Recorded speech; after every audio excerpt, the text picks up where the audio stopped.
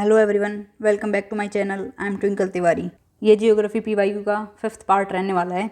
Start करते हैं। With reference to India, consider the following statement. Monazite is a source of rare earth. Monazite contains thorium. Monazite occurs naturally in the entire Indian coast sand in India. In India, government bodies only can process और export monazite. Generally क्या होता है, जब prelims आता है तो लोग ना कोर्स निकालते हैं कि वर्ड्स को ढूंढो और वर्ड्स को जहाँ पर भी ओनली आ जाए, जहाँ पर भी एक्सट्रीम वर्ड आ जाए तो वो स्टेटमेंट गलत होती है। ऐसा ज़रूरी नहीं है, ठीक है। हमें अपने अंडरस्टैंडिंग डेवलप करनी होगी कि कौन से एक्सट्रीम वर्ड को हमें कट करना है। तो देखो, अगर आपको ये क्वेश्चन नहीं आता है तो कैसे हम इसको अप्रोच करेंगे। आप एग्जामिनेशन हॉल में बैठे हो, आपने फर्स्ट स्टेटमेंट पढ़ा, आपको नहीं आइडिया था कोई। आप सेकेंड स्टेटमेंट पे आए, आपको उसका भी कोई आइडिया नहीं है। आप थर्ड स्टेटमेंट पे आओगे, इसमें क्या बोला हुआ है, monazite occurs naturally in the entire Indian coastal sand in India. ये कह रहा है कि जो ये एंटायर कोस्ट है ना अपना इंडिया का, इसके पूरे के पूरे एरिया पर हमें क्या मिलता है, मोनोजाइट मिलता है। अब आप ये चीज़ खुद सोचो, पूरा कोस्टल जो हमारी एरिया है उसमें कैसे मोनोजाइट मिल सकता है। ये बोल रहा है एंटायरली, कंप्लीटली इस पूरे एरिया में मिलता है। तो ये स्टेटमेंट अपनी गलत हो जाती है। तो जैसे ही ये स्टेटमेंट गलत होगी, ये ऑप्शन चला जाएगा, क्योंकि इसके अंदर 3 है, ये भी चला जाएगा, ये भी चला जाएगा, और हमारे पास आंसर आ जाएगा 1, 2 एंड 4 ओनली। अब फोर्थ ऑप्शन देखो, इन India government bodies only can process और एक्सपोर्ट मोनोजाइट। अब देखो, थर्ड के अंदर भी क्या था, एक एक्सट्रीम वर्ड था, और फोर्थ के अंदर भी एक्सट्रीम वर्ड है। लेकिन अब यहाँ पर ये स्टेटमेंट बिल्कुल ठीक हो जाती है। यहाँ पर एक्सट्रीम वर्ड है लेकिन फिर भी ये ठीक है। क्यों, थोड़ा समझने की कोशिश करते हैं। देखो ये क्या कह रहा है, जो मोनोजाइट है वो रेयर अर्थ मेटल है। ये स्टेटमेंट बिल्कुल ठीक है, आपको इसको इन्फॉर्मेशन की तरह याद करना है। अब देखो, ये खुद पहली स्टेटमेंट में बोल रहा है कि ये रेयर अर्थ मेटल है, तो सिर्फ गवर्नमेंट बॉडी ही इसको क्या करेगी, कंट्रोल करेगी ना। जब कोई चीज़ इतनी इंपॉर्टेंट है तो उस चीज़ पर तो सोनली गवर्नमेंट का हक होगा ना। गवर्नमेंट उस पर अपना पूरा राइट रखेगी ताकि उसको कोई एक्सप्लॉइट ना करे, ठीक है। तो ये स्टेटमेंट एक्सट्रीम वर्ड होने के बावजूद भी ठीक हो जाता है, क्योंकि यहाँ पर हमें कॉमन सेंस लगानी पड़ेगी। सिर्फ आंखें बंद करके नहीं करना है कि ओनली देखा तो उसको कट कर दिया, ठीक है। अब सेकंड देखते हैं, मोनोजाइट कंटेन्स थोरियम। ये स्टेटमेंट भी बिल्कुल ठीक है। तो आपको यहाँ से ये दोनों चीज़ याद करनी है कि जो मोनोजाइट होता है वो सोर्स है रेयर अर्थ मेटल्स का, एंड जो मोनोजाइट है उसके अंदर हमें थोरियम मिलता है। आगे चलते हैं। The lower Gangetic plains is characterized by humid climate with high temperature throughout the year. Which one of the following pair of crop is most suitable for this region? हमें गैंजेटिक प्लेन वाले area में बताना है कि कौन सी जो crop होगी suitable होगी। तो इसमें देखो, इसने खुद कंडीशन बता दी कि हाई टेम्परेचर होगा, ह्यूमिड क्लाइमेट होगा। देखो जो ये क्रॉप है ना, क्रॉप से रिलेटेड मैंने ट्रिक्स बनाई हुई हैं, इसकी मैं एक सेपरेट वीडियो बना दूंगी, क्योंकि ये जो क्रॉप वगैरह होती है बहुत ही रट्टाफिकेशन वाली चीज़ें होती हैं और फिर भी हम भूल जाते हैं। मैं भी इनको भूल जा रही थी, बार बार याद करके, सुबह याद करती, शाम को फिर से भूल जाती। तो मैंने कुछ ट्रिक्स बनाई थी। अब ये क्या कह रहा है कि लोअर गैंजेटिक प्लेन वाला एरिया है। कौन सा एरिया, ये जब बे ऑफ बंगाल में मर्ज करने वाली होती है उस एरिया की बात कर रहा है। तो इधर क्या पड़ता है, अपना वेस्ट बंगाल पड़ता है। और वेस्ट बंगाल में क्या चीज़ फेमस होती है, क्या चीज़ ग्रो की जाती है ज़्यादा, जूट ग्रो किया जाता है, ठीक है। और दूसरा, इतना तो सबको ही पता होता है कि जो पैडी होता है, जो राइस होता है, उसमें बहुत ज़्यादा वाटर चाहिए होता है, वाटर इंटेंसिव क्रॉप है वो। तो अब देखो, हाई टेम्परेचर है और ह्यूमिड है और यहाँ पर वाटर भी अवेलेबल होगा, तो हमें ये तो पता है कि यहाँ इस एरिया में पैडी ज़रूर ग्रो किया जाएगा। तो ये ऑप्शन चला गया अपना, ये चला गया। अब पैडी ए में भी है और बी में भी है। अब देखते हैं कॉटन और जूट के बारे में। पर जूट ग्रो किया जाता है, ठीक है, तो अपना ऑप्शन हो जाएगा सी। देखो मैंने ना कॉटन को कैसे याद किया था, ये एक ट्रिक है, इसका कोई रियलिटी से कोई लेना देना नहीं है, बस मेरे को याद हो जाए इसलिए मैंने ये ट्रिक बनाई थी। अब देखो कॉटन है, कॉटन में अगर ज़्यादा पानी डालेंगे तो कॉटन पूरी ख़राब हो जाएगी ना। तो मैंने क्या याद किया था कि अगर कॉटन के अंदर ज़्यादा पानी होगा तो ये ख़राब हो जाएगी। तो इससे ट्रिक बनाई थी कि इसलिए यहाँ पर कम रेनफॉल चाहिए। तो जो कॉटन को ग्रो करने की कंडीशन होगी प्रेसिपिटेशन की, वो क्या होगी, लो प्रेसिपिटेशन चाहिए होगा, यानी कि लेस देन 75 सेंटीमीटर। ओके, ऐसे मैंने ना ट्रिक बनाई हुई है, तो मैं उसको अलग वीडियो में बता दूंगी। ओके, आगे चलते हैं। Which of the following is the chief characteristic of mixing farming. Mix farming देख के लोग क्या समझते हैं कि इसका मतलब होगा कि हम मिक्स कर रहे हैं बहुत सारी क्रॉप को, कि हम एक तरफ हम कैश क्रॉप उगा देंगे, दूसरी तरफ फूड क्रॉप उगा देंगे। ऐसा नहीं होता है। मिक्सिंग फार्मिंग का मतलब होता है कि हम क्या कर रहे हैं, क्रॉप को भी कल्टीवेट कर रहे हैं और साथ में एनिमल्स को भी रियर कर रहे हैं। तो इसका ऑप्शन आ जाएगा C, rearing of animals and cultivation of crops together. अच्छा, कैश क्रॉप क्या होती है? वो क्रॉप जो कमर्शियल पर्पस के लिए ग्रो की जाए। फूड क्रॉप्स जिसको हम अपने खुद के कंजम्पशन के लिए यूज़ करते हैं। ओके, आगे चलते हैं। Consider the following crop of India, groundnut, sesame, pearl millet, which of the above is और are predominantly rain fed crop और क्रॉप्स। वो क्रॉप जो किस पर डिपेंड हो? रेन पर डिपेंड। इंडिया के कॉन्टेक्स्ट में पूछा है ना इसमें। रेन फेड क्रॉप्स होती हैं वो होती हैं जिनमें हम इरिगेशन का यूज़ नहीं करते हैं, कोई एक्सटर्नल वाटर रिसोर्स का यूज़ नहीं कर रहे हैं, रेन पर डिपेंड है। अब रेन कंटिन्यू पूरे मंथ तो होगी नहीं, पूरे ईयर तो होगी नहीं, तो ये जो रेन जो ये क्रॉप होगी वो ड्रॉट रेजिस्टेंट हो जाएगी। तो इसका आंसर हो जाएगा टी, 1, 2 एंड 3, ग्राउंडनट, सीसम और पर्ल मिलेट। ये तीनों के तीनों क्या है? रेन फेड क्रॉप्स होती हैं। ये जो क्रॉप है ना ये बहुत इंपॉर्टेंट है, इसको आप अच्छे से कवर करके जाना। इसकी जो मेरे पास जितनी भी जो मेरे पास ट्रिक होगी इससे रिलेटेड मैं आपको प्रोवाइड करवा दूँगी अलग से कोई सेपरेट वीडियो बना के। तो अभी थोड़ी थोड़ी इनकी कंडीशन देख लेते हैं, कौन सी क्या क्या कंडीशन चाहिए होती है। तो जो ग्राउंडनट होता है वो ड्रॉट टॉलरेंट क्रॉप होती है, इसको मॉडरेट रेनफॉल चाहिए होती है। तो ये 15 से 20 दिन के ड्राई सीजन को टॉलरेट कर सकती है। कौन से स्टेज पर? वेजिटेटिव स्टेज पर। बट इसमें जब फ्लावरिंग और फ्रूट आएंगे तो उसको मॉइस्चर चाहिए होता है। और ऐसे ही सीसम को इसका टेम्परेचर रेंज क्या होती है?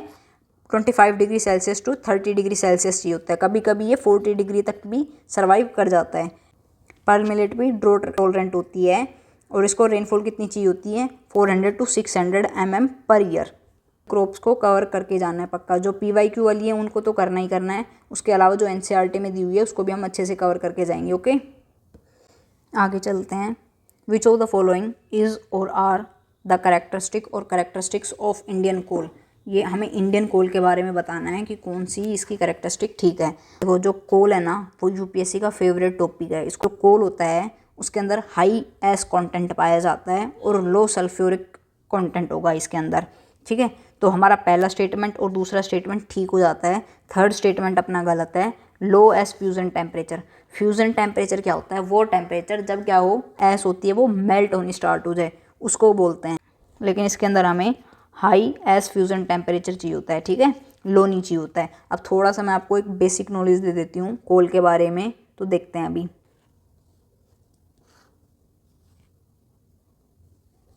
कोल की 4 टाइप्स होते हैं। एक एंथ्रेसाइट होता है। एंथ्रेसाइट में सबसे ज़्यादा कार्बन कंटेंट पाया जाएगा, 92-95 के अराउंड पाया जाएगा। ये hard, brittle and black colour का होता है।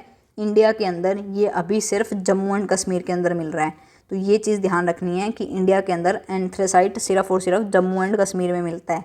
ये प्योरेस्ट फॉर्म मानी जाती है। ठीक है, आगे देखते हैं। दूसरा है बिटुमिनस। ये यूज़ किया जाता है इलेक्ट्रिसिटी जनरेट करने के लिए, मोस्टली इसी का यूज़ किया जाता है। सेकंड हाईएस्ट कार्बन कंटेंट होता है इसके अंदर। ये सॉफ्ट होता है एज कम्पेयर टू एंथ्रेसाइट। ठीक है, ये कौन कौन से एरिया में पाया जाएगा इंडिया में? महाराष्ट्र, मध्य प्रदेश, वेस्ट बंगाल और उड़ीसा वाले रीजन में पाया जाएगा। लिग्नाइट के अंदर लोवेस्ट कार्बन कंटेंट होता है, इसको ब्राउन कोल भी बोलते हैं। ये ब्राउन कलर का होता है। ये कहाँ पाया जाता है? तमिलनाडु, राजस्थान और गुजरात वाले एरिया में पाया जाएगा। नेक्स्ट पीट। पीट एक्चुअली में कोल नहीं होता है, लेकिन जब कोल फॉर्मेशन की जब स्टार्टिंग होती है तो ये उस स्टेज में पाया जाता है पीट। ठीक है, तो अब खुद बताओ, जब ये स्टार्टिंग स्टेज में होगा तो इसके अंदर कार्बन कंटेंट सबसे कम होगा। अब इसके अंदर कार्बन कंटेंट सबसे कम है, इसका मतलब ये क्या होगा? यंगेस्ट होगा, है ना। और जो हमने एंथ्रेसाइट पढ़ा था इसमें सबसे ज़्यादा हाईएस्ट कार्बन कंटेंट पाया जाता है, तो ये क्या होगा? ओल्डेस्ट होगा। ठीक है, ये ओल्डेस्ट फॉर्म होती है। तो ये कुछ बेसिक नॉलेज थी कोल के बारे में, ये आपको पता होना चाहिए। ओके, तो इसका आंसर हो जाएगा, इसमें हमसे करेक्ट पूछा है तो इसका आंसर हो जाएगा 1 और 2 ए। आगे चलते हैं, मैं थोड़ा सा क्लीन कर दूं एक बार।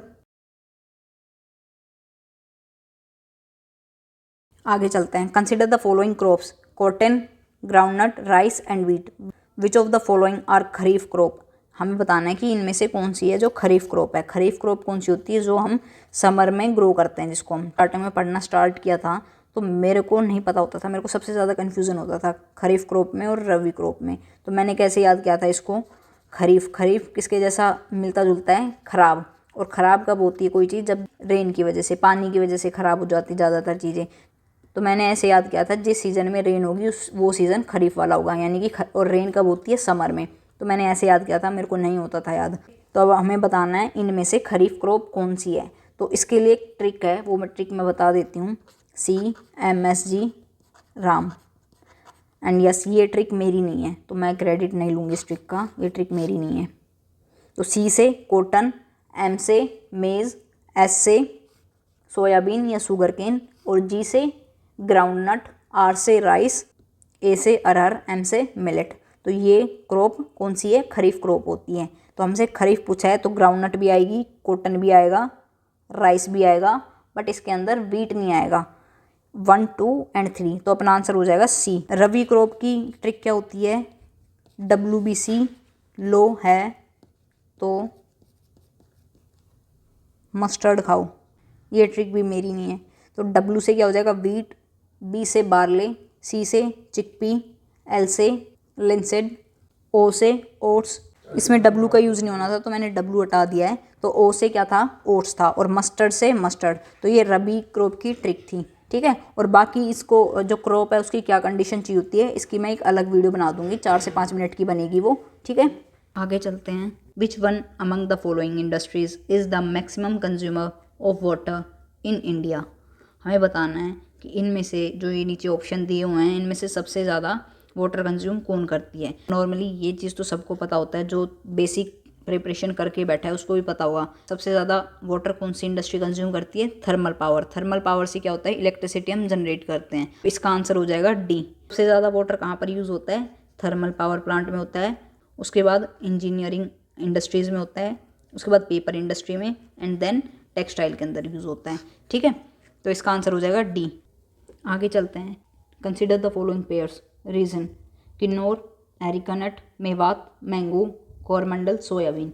हमें इनको मैच करना है कि इनमें से कौन सा रीज़न है जहाँ पर ये प्रोडक्शन हो रही है, हमें करेक्टली मैच्ड बताना है। तो इसका आंसर हो जाएगा नन। इनमें से कोई भी अपना ऑप्शन ठीक नहीं है। देखो, इस तरह के क्वेश्चंस अच्छा होगा कि हम लीव कर दें। अगर हम इस तरह के क्वेश्चंस करने जाएंगे तो हाई चांस है कि वो हमारा गलत होगा और नेगेटिव मार्किंग हो जाएगी। तो आपको इस तरह के क्वेश्चंस में बहुत ध्यान रखना है कि आपको अटेम्प्ट करना है या नहीं करना है, क्योंकि यहाँ पर ना हम कोई भी आइडिया नहीं लगा सकते। देखो, मेरे को थोड़ा सा मेवात का आइडिया था कि मेवात में मैंगो का प्रोडक्शन तो नहीं होता है, क्योंकि ये थोड़ा बहुत जाना पहचाना से एरिया है, इसलिए मुझे पता था कि यहाँ पर मैंगो तो नहीं मिल सकता। बट फिर भी ऐसा करके मैं A को एलिमिनेट कर पा रही थी और C को, फिर भी मेरे पास B और D में कन्फ्यूज़न था। तो ऐसे क्वेश्चन को हमें स्किप कर देना चाहिए, ठीक है। तो इसका आंसर हो जाएगा D। कोई भी मैच नहीं कर रहा है। किन्नौर के अंदर हमें क्या मिलता है? एप्पल मिलता है। और जो एरिका नट है वो कौन से एरिया में मिलेगा? कर्नाटका, केरला और असम वाले रीजन में मिलेगा। एंड मैंगो कहाँ पर प्रोड्यूस किया जाता है? आंध्र प्रदेश, यूपी, कर्नाटका, बिहार और वेस्ट बंगाल वाले एरिया में। मेवात किस लिए फेमस है? ये हरियाणा वाले रीजन की बात कर रहा है। तो मेवात ज़्यादातर किसके लिए फेमस है? एग्रीकल्चर एक्टिविटी के लिए फेमस होता है। And soybean, yes, soybean Maharashtra और मध्य प्रदेश वाले एरिया से ही सोयाबीन का अराउंड 90% प्रोडक्शन हो जाता है। कोरोमंडल में कौन कौन सी चीज़ों का प्रोडक्शन होता है? Rice, pulses, sugar cane, cotton, peanut, ठीक है। देखो, इन क्वेश्चंस को करने से पहले आपके पास प्योर नॉलेज होनी चाहिए। आगे चलते हैं। Consider the following towns of India: Bhadrachalam, Chanderi, Kanchipuram, Karnal. Which of the following are famous for the production of the traditional sari और फैब्रिक? इस क्वेश्चन में हमें बताना है कि जो ट्रेडिशनल साड़ी होती है वो किस टाउन में ज़्यादा प्रोड्यूस की जाती है। ये क्वेश्चन 2014 में पूछा गया था, और इस क्वेश्चन को पूछने का मोटिव क्या था कि उस टाइम GI टैग्स मिले थे बहुत से। हम इसको बोल सकते हैं कि ये करंट रिलेटेड क्वेश्चन था। तो अभी अगर आपको ये क्वेश्चन नहीं आ रहा है तो कोई दिक्कत वाली बात नहीं, क्योंकि ये उस साल GI टैग से रिलेटेड ये न्यूज़ थी, इसलिए पूछा गया था। तो इसका आंसर हो जाएगा 2 और 3। इसमें देखो, कुछ समझाने जैसा कुछ भी नहीं है, ना कोई ट्रिक लग रही है इसमें। देखो, बहुत से क्वेश्चन PYQ में ऐसे मिलेंगे जिनका इस वक्त कोई रिलेवेंस नहीं होगा, ठीक है। तो उसको लेकर ज़्यादा परेशान नहीं होना है, आगे बढ़ना है। अगर नहीं हो रहे हैं तो परेशान नहीं होना है। आगे चलते हैं। In India the steel production industry require the import of saltpetre. नहीं, ये ऑप्शन अपना गलत हो जाएगा। इसके अंदर पोटाशियम नाइट्रेट होता है और इसका यूज़ हम स्टील प्रोडक्शन के लिए नहीं करते हैं। इसका यूज़ किस लिए किया जाता है? फर्टिलाइज़र में यूज़ किया जाता है, या फिर रॉक प्रोपेलेंट में यूज़ किया जाता है, फायर वर्क के अंदर यूज़ किया जाता है। रॉक फॉस्फेट भी अपना गलत हो जाता है। इसका यूज़ भी फर्टिलाइज़र प्रोड्यूस करने के लिए होता है। कुकिंग कोल, ये ऑप्शन अपना ठीक हो जाता है। स्टील प्रोडक्शन में इसकी रिक्वायरमेंट होती है। 85% हम इसकी रिक्वायरमेंट इंपोर्ट के थ्रू करते हैं। आगे चलते हैं। Consider the following statement: in India the state government do not have power to auction non coal mines. ये कह रहा है कि स्टेट गवर्नमेंट के पास पावर नहीं होती है ऑक्शन करने की, किस चीज़ को, नॉन कोल माइंस की। भाई ये कैसे हो सकता है? पहले तो ना ये देखते ही स्टेटमेंट मैं सबसे पहले गलत करूँगी। क्यों? क्योंकि जिस भी स्टेटमेंट में अगर ये चीज़ आ जाए ना कि एक कोई गवर्नमेंट बॉडी है, कोई इंस्टीट्यूशन है, उसके पास कोई चीज़ करने की पावर ही नहीं है, तो जर्नली इस तरह के स्टेटमेंट गलत होते हैं। देखो दूसरा ये क्या कह रहा है, नॉन कोल माइंस है, यानी कि मिनरल्स माइन है। और देखो अभी एक हमने लास्ट पार्ट में ही एक सैंड वाला क्वेश्चन किया है जिसमें बोल रहा है कि सैंड एक माइनर मिनरल में आता है। ठीक है, तो बात तो मिनरल की हो रही है ना, और वो स्टेट गवर्नमेंट के पास पावर है, तो ऑब्वियसली इस चीज़ की तो होगी ना। अब हमें इस चीज़ को कन्फ्यूजन क्यों होगा? क्योंकि हम नॉन कोल माइंस को लेकर कन्फ्यूज हो जाएंगे। अगर इसकी जगह मिनरल होता तो हम कर जाते ठीक। इस तरह की स्टेटमेंट जिसके अंदर किसी गवर्नमेंट बॉडी के पास कोई पावर नहीं हो, उससे पावर लेने की बात कर रहे हैं, या उसके पास कोई पावर नहीं होती, इस तरह के क्वेश्चन 99% गलत होते हैं। ठीक है, तो ये स्टेटमेंट गलत हो जाएगी। पहला अपना आंसर नहीं होगा तो ये ऑप्शन चला गया, ये चला गया। अब हमारे पास बचा 2 और 3 statement. Andhra Pradesh and Jharkhand do not have gold mines. And third क्या कह रहा है, Rajasthan has iron ore mines. एक बार आप थोड़ा खुद दिमाग लगाना, अगर आपने थोड़ा बहुत भी पढ़ा है ना, थोड़ी सी भी नॉलेज है आपको, हल्का सा आपने एनसीईआरटी पढ़ ली या थोड़ा बहुत बैकग्राउंड में चीज़ें हैं, तो आपको ये चीज़ पता होगा कि मोस्टली जो मिनरल्स पाए जाते हैं वो इन एरिया में पाए जाते हैं, साउथ साइड में, वो भी झारखंड और आंध्र प्रदेश वाले एरिया में। तो आप खुद सोचो कि यार वहाँ पर गोल्ड माइंस नहीं होगी, ऐसी बात थोड़ी सी डाइजेस्ट होने वाली नहीं है ना। देखो सेकंड और थर्ड में कॉमन चीज़ देखना, यहाँ पर भी बात तो वो सेम पूछना चाह रहा है कि एक एरिया में गोल्ड माइन है, एक एरिया में आयरन माइन है, तो यहाँ पर उसने डू नॉट का यूज़ क्यों किया है? वो डायरेक्ट भी तो बोल सकता था, जैसे थर्ड बनाई है स्टेटमेंट की Andhra Pradesh and Jharkhand have gold mines, उसने डू नॉट लगा के ये चीज़ बता दी कि नहीं यार ये स्टेटमेंट में कुछ ना कुछ गड़बड़ है। वो नॉर्मल भी तो पूछ सकता था, उसमें ये एक्स्ट्रा वर्ड लगाने की क्या ज़रूरत थी? और ये कॉमन सेंस भी कहती है कि आंध्र प्रदेश और झारखंड वाला एरिया मिला ले हम, तो मोस्टली हमारे इंडिया के जो मिनरल्स होते हैं वो इधर ही मिलते हैं हमें। सो ये तो पॉसिबल होगा नहीं कि वहाँ पर गोल्ड माइंस ना हो। ठीक है, तो ये स्टेटमेंट अपनी गलत हो जाती है और अपना आंसर आ जाएगा D, 3 only, Rajasthan has iron ore. तो ये कुछ कॉमन सेंसिकल क्वेश्चन होते हैं, अगर हम अपना दिमाग खोल के बैठेंगे ना एग्जामिनेशन हॉल में, तो इनको ईजिली हम करके ले जाएंगे क्वेश्चंस को। बस घबराना नहीं है देख के कि यार ये क्या पूछ लिया, हमें तो माइंस के, हमने तो मिनरल्स पढ़े ही नहीं है, तो कैसे करेंगे। और तो चीज़ें पढ़ी है ना, थोड़ा दिमाग शांत रख के कोशिश करने की क्या चीज़ अप्लाई कर सकते हैं हम अपनी यहाँ पर। आगे चलते हैं। With reference to the cultivation of kharif crop in which in the last 5 years consider the following statement। हमें खरीफ क्रॉप से रिलेटेड चीज़ें बतानी है। Area under rice cultivation is the highest. Area under cultivation of jowar is more than that of oil seed.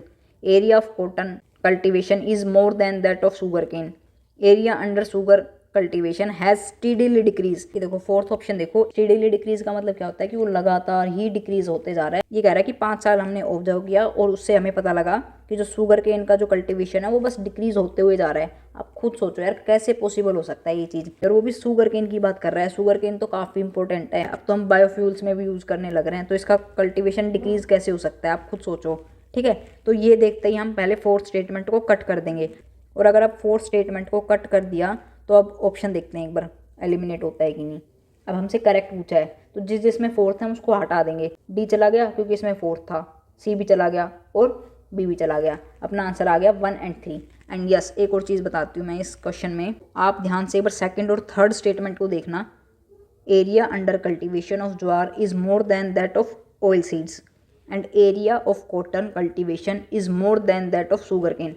ये दोनों similar सी चीज़ें नहीं पूछ रहा है कि एक क्रॉप दे दिया और उसको दूसरे के साथ कंपेयर किया, और वो भी कैसे, मोर देन में कंपेयर किया है। जब भी सिमिलर स्टेटमेंट यूपीएससी देता है तो 99.9% चांस होता है कि उनमें से सिर्फ एक ही स्टेटमेंट ठीक होती है। मुझे इस क्वेश्चन से क्या पता लगा कि जब भी यूपीएससी सिमिलर स्टेटमेंट देगा तो उनमें से सिर्फ एक ही ऑप्शन हमारा ठीक होगा। और देखो पहला देखो, एरिया अंडर राइस कल्टीवेशन, ये तो हर किसी को पता होना चाहिए, जो भी बेसिक प्रिपरेशन करके बैठा है उसको पता होगा कि राइस का कल्टीवेशन सबसे ज़्यादा होता है, और राइस हम एक्सपोर्ट भी कर रहे हैं। बीच में राइस को लेकर कंट्रोवर्सी भी हुई थी, जो एनवायरमेंटलिस्ट हैं वो कह रहे थे कि अगर हम ज़्यादा एक्सपोर्ट कर रहे हैं, बाहर की जो कंट्री है वो राइस कल्टीवेट नहीं करना चाहती, ज़्यादा उसको वाटर चाहिए होता है और उससे वाटर रिसोर्सेज पर इफेक्ट आएगा, तो ये कंट्रोवर्सी चल रही थी। तो ये चीज़ तो सबको पता होनी चाहिए कि राइस कल्टीवेशन हाईएस्ट है, और नहीं पता था तो अब याद कर लो कि जो राइस कल्टीवेशन है वो हाईएस्ट है। और देखो इस तरह से अगर हमें चीज़ें नहीं पता है, आंसर नहीं पता है, तो घबराना नहीं है, हम कैसे ना कैसे करके आंसर तक पहुंच जाएंगे। ठीक है, और यूपीएससी को अगर कोई क्वेश्चन ठीक करवाना होगा तो वो ठीक करवाएगा। हम कैसे ना कैसे पहुंच जाएंगे। और अगर उसने सोच लिया कि ये क्वेश्चन हमें गलत करवाना ही है, तो आप कितना ही पढ़ के चले जाओ, कितना ही कुछ प्रिपेयर करके चले जाओ, वो क्वेश्चन आप ठीक नहीं कर सकते हो। हाँ, वो बात अलग है कि आपका तुक्का लग गया, ठीक है। अदरवाइज जो अगर यूपीएससी को क्वेश्चन गलत करवाना है तो वो करवाएगा ही। क्वेश्चन से आपको समझ में आ गया होगा कि कैसे हमें चीज़ों को अप्रोच करना है। तो जब स्टीडीली डिक्रीज या स्टीडीली इंक्रीज हो जाए तो 99% वो स्टेटमेंट हमारी गलत होती है। और अगर सिमिलर स्टेटमेंट दे दे तो उसमें से कोई एक ही ठीक होगी। पीवाईक्यू की यही इंपॉर्टेंस होती है। उसके ऑप्शंस को देखकर हम समझ जाते हैं, सीख लेते हैं कि यूपीएससी किस तरह से क्वेश्चन को ठीक करता है, किस तरह से गलत करता है। तो इसलिए पीवाईक्यू बहुत ज़रूरी होते हैं। ओके, आगे चलते हैं। एक बार मैं थोड़ा सा क्लीन कर दूं इसको।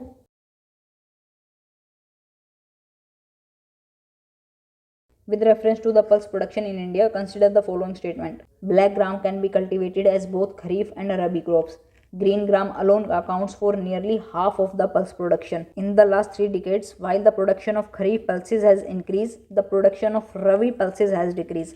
अब देखो, इसको भी हम थोड़ा सा कॉमन सेंस से करने की कोशिश करते हैं। देखो, सेकंड स्टेटमेंट को देखना ध्यान से। ये क्या कह रहा है कि जो ग्रीन ग्राम है, वो जो घर में हम हरी वाली दाल खाते हैं, तो ये स्टेटमेंट क्या कह रही है कि जो भी हम पल्स प्रोडक्शन कर रहे हैं उसमें से आधी जो प्रोडक्शन होगी वो सिर्फ और सिर्फ ग्रीन ग्राम की होगी, है ना। एक बार कॉमन सेंस लगाओ और खुद सोचो कि जितनी भी प्रोडक्शन हो रही है पल्सेस का, जितने भी टाइप्स की पल्सेस हैं, ग्राम, ग्रीन, हॉर्स पल्स, जो भी पल्सेस हैं, उसमें से हाफ ऑफ द यही प्रोड्यूस हो रही है। आप खुद बताओ यार कि कैसे पॉसिबल है कि जो आधी जो प्रोडक्शन हो रही है पल्सेस की, उसमें से एक टाइप की जो ग्राम होगी वही ले लेगी। तो ये स्टेटमेंट अपना गलत हो जाएगा। ये कॉमन सेंस से कर सकते हैं, इसके लिए हमें कोई हाई फाई नॉलेज की जरूरत नहीं है, ठीक है।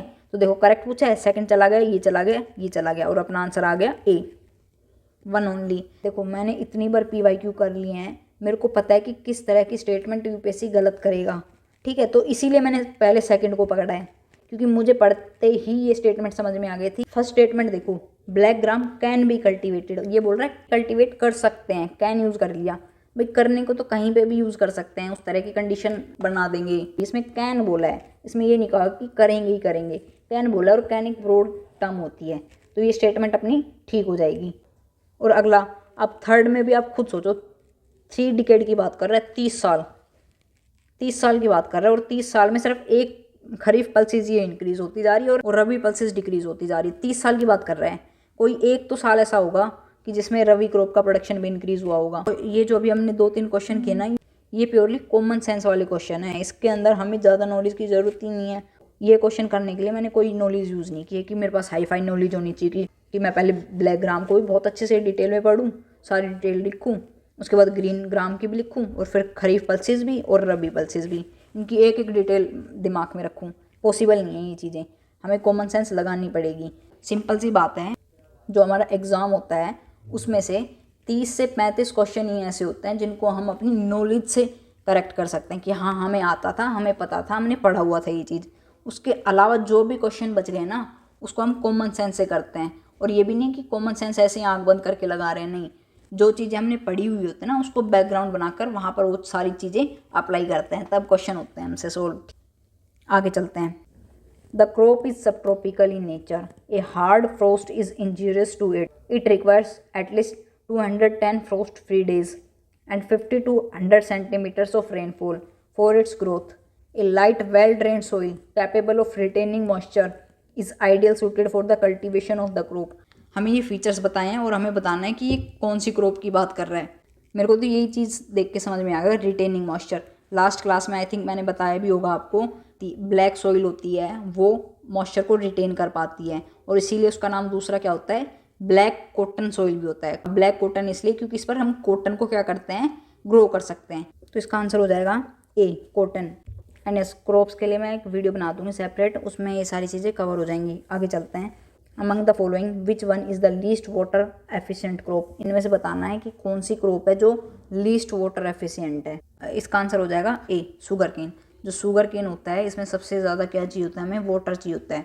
शुगर केन को सबसे ज़्यादा वाटर की रिक्वायरमेंट होती है। तो एंड आई एम सॉरी, थोड़ी वीडियो लेट हो गई है ये, बट अब से मैं पूरी कोशिश करूँगी कि सारी की सारी वीडियो मैं टाइम टू टाइम लेके आऊँ, आपको ज़्यादा वेट करना ना पड़े, क्योंकि अभी दिसंबर के आसपास हमें प्रीलिम्स मोड में भी स्विच करना है, तो ये वीडियोस बहुत ज़रूरी हो जाएंगी। So thank you for watching, bye bye, take care, जय हिंद।